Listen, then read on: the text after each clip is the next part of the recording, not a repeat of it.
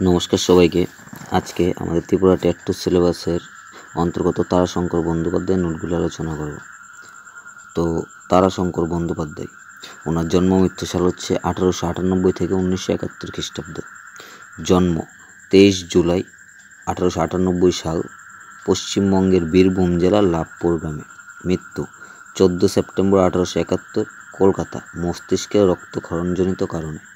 পিতা মাতা হরিদাস বন্দ্যোপাধ্যায় পিতা, মাতা প্রভাবতী দেবী।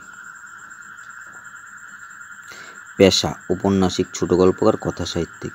ছদ্মনাম হবু শর্মা। 1932 সালে তারাশঙ্কর বন্দ্যোপাধ্যায় প্রথমবার শান্তিনিকেতনে রবীন্দ্রনাথের সঙ্গে দেখা করেন।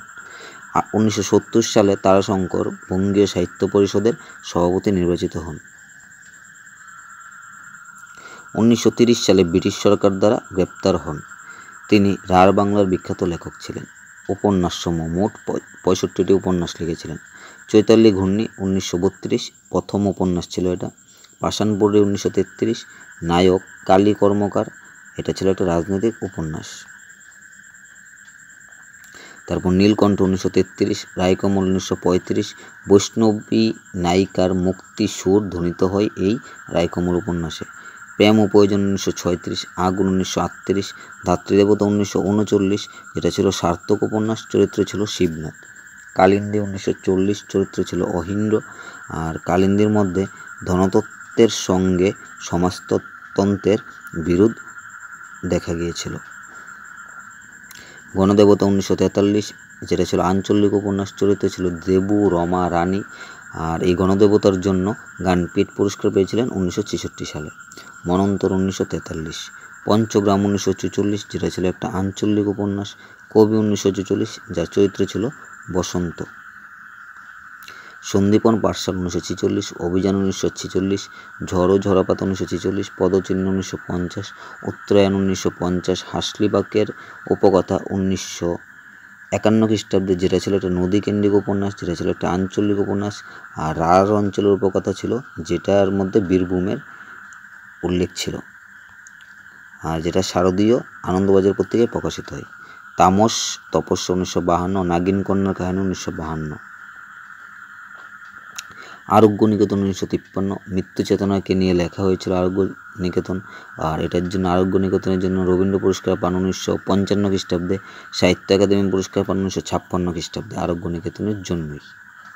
তারপর চাপাডাঙ্গার বউ 1954, পঞ্চপুত্তলি 1956, বিচারক 1957, শক্তিপদ 1958, বিপাশা 1959 খ্রিস্টাব্দ।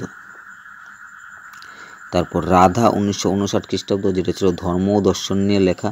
সন্ন্যাসী জীবন ও প্রেমের তীব্র টানাপোড়া দেখা গিয়েছিল এই উপন্যাসের মধ্যে। মানুষের মন 1959, ডাক হরকরা 1959, মহাশ্বেতা 1961, যোগভ্রষ্ট 1961, না 1961, নাগরিক 1961, নিশিপদ্ম 1962, জ্যোতিবঙ্গ 1962, কান্না 1962, কালবৈশাখী 1963, একটি চড়ুই পাখি ও কালো মেয়ে 1963, জঙ্গলগড় 1964, তারপর মঞ্জুরি অপরা 1964, সংকেত 1964, ভুবনপুরের হাট 1964, বসন্ত রোগ 1964, স্বর্গমত্ত 1965, বিচিত্রা 1965, গন্না বেগম 1965, অরণ্য বন্যী 1966, হীরাপন্না 1966, মহানগর 1966, গুরুদক্ষিণা 1966, সুখ সারি কথা 1967, কীর্তিহাটের করচা 1967, শক্করি বাই 1967, মণিবৌদি 1969, ছায়াপথ 1969, কালরাত্রি 1969, রূপসী বিহঙ্গিনী 1970, অভিনেত্রী 1970, ফরিয়াদ 1971, সুতোপার তপস্যা 1971, একটি কালো মেয়ের কথা 1971, নবদিগন্ত 1973, শতাব্দীর মৃত্যু 1971। আর নবদিগন্ত ছিল শেষ উপন্যাস। কিষ্কিন্ধাকাণ্ড, এটা 1972 খ্রিস্টাব্দে, যেটা ছিল একটা কিশোর উপন্যাস। তারপর ছোট গল্প সমূহ, মোট 53টি ছোট গল্প লিখেছিলেন। প্রথম হলো রসকমল, যেটা প্রথম ছোট গল্প, যেটা রবীন্দ্রনাথ ঠাকুরকে উৎসর্গ করেছিলেন। ছলনাময়ী 1936, জলসাগর 1938, রসগোল্লা 1939, 3-0 1942, প্রতিধ্বনি 1943, বেদিনী 1943, দিল্লি কালার 1943, যদুকরি 1944, স্থলপদ্ম 1944, 1350 1944, প্রসাদমালা 1945, হারানো সুর 1945, ইমারত 1947, রামধন 1947, শ্রীপঞ্চম 1949। কামধেনু 1949, মাটি 1950, শিলাস্থান 1952, বিস্ফোরণ 1955, কালান্তর 1956, বিষপাতের 1957, রবিবারের আসর 1959, পশুলক্ষ্মী 1961, যেটা ভারত ছাড়ো আন্দোলনের প্রেক্ষাপটে রচিত ছিল। আলু কাবিসার 1962, চিরন্তনী 1962, অ্যাক্সিডেন্ট 1962, তমসা 1963, আয়না 1963, চিন্ময় 1964,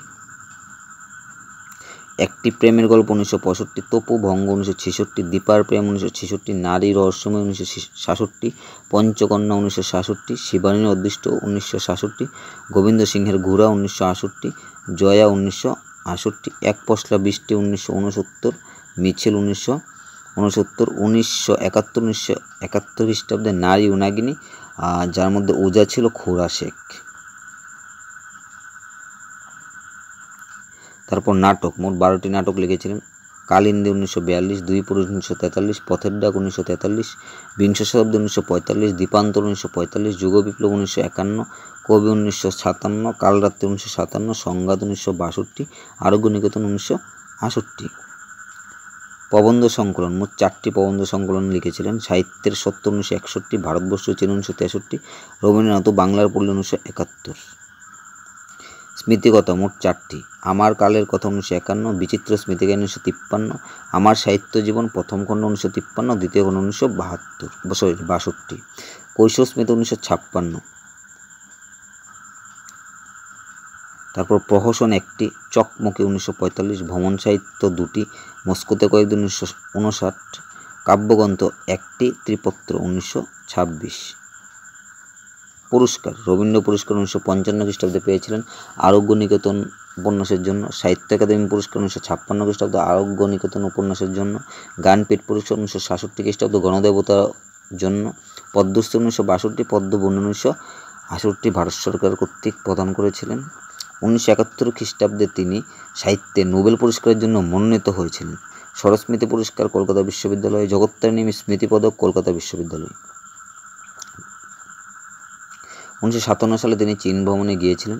যুগ্ম উপন্যাস বলা হয় ওনার গণদেবতা পঞ্চগ্রাম উপন্যাস দুটিকে। আরোগ্য নিকেতনে ডাক্তারবাবুর নাম জীবন দত্ত। গণদেবতা উপন্যাসে হরিপালকে লোকে ছিরুপাল বলে ডাকতেন।